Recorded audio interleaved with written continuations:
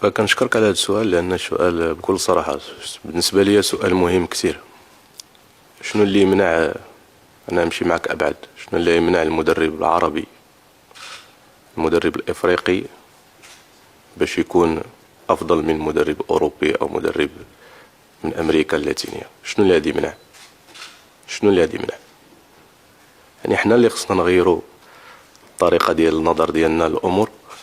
أن المغرب الحمد لله كاين واحد الاستراتيجية واضحة المعالم رسخها جلالة الملك نصره الله، وبدات كتعطي الأكل ديالها الحمد لله من هذه 15 سنة.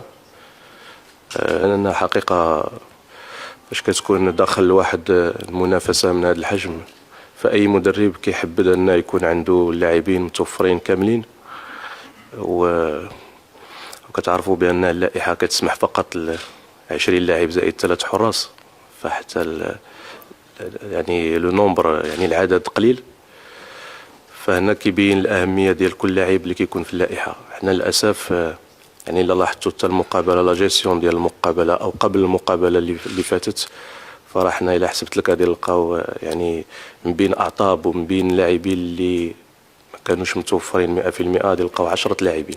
10 لاعبين ماشي بالأمر الهين، تبان كثيرة. 10 على 20 من أصل 20 لاعب أو 23 لاعب، فهي كثيرة. بمعنى أننا كان عندنا تحرمنا من لاعب مهري اللي كان مهم بالنسبة لنا، اضطرينا أننا نغيروه. تحرمنا من لاعب بن شرقي، وانتم كتعرفوا كذلك الأهمية ديالو. تحرمنا في آخر تدريب من لاعب النوري، وإلا كنا اتصلنا به فلأنه أو عيطنا له فلأنه مهم بالنسبة لنا.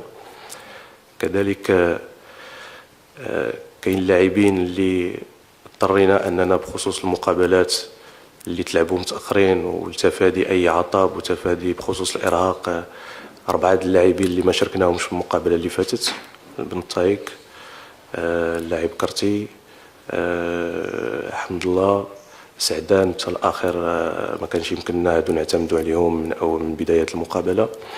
اللاعب الودني لظروف خاصة ما كاين لاش نرجع عليها. كنظن على أنه يعني في بعض الأحيان كتكون مرغم باش أنك دير خيارات أخرى. يعني هاد الأعطاب هادي بكل صراحة مؤثرة بالنسبة لنا. اللاعب شويعر اللي الورقة ديالو التحقت متأخرة، فكنظن كانت عندنا إكراهات في المقابلة اللي فاتت، إكراهات كبيرة، بالإضافة اللاعبين اللي كنا كنحبذوا لأن لا ضرر المستوى ديالهم الكبير، لا اللاعب مهري ولا اللاعب بن شرقي، وخصوصا هاد اللاعبين الاثنين، وكذلك اللاعب الهنوري اللي كانوا فروق ديالهم في أتم الاستعداد البدني ولا الذهني ولا التقني والتكتيكي ديالهم، فكانوا بكل صراحة يعني مؤثرين في الفروق ديالهم. بن شرقي كان مؤثر وكان كما تنقولوا اون فورم، في واحد لو مومون تري اون فورم. نفس الشيء بالنسبة للمهري، كان مؤثر في الفريق ديالو وكان تري اون فورم. وكذلك بالنسبة للهنوري بلا ما ننسى اللاعب المليوي كذلك، اللي للأسف ما تمكناش باش نجيبوه معنا. فكنظن على أن هذه أمور صعبات المسؤولية ديالنا. مي الحمد لله على 3 نقط. بالخصوص ديال، اسمح لي، السؤال الأول كان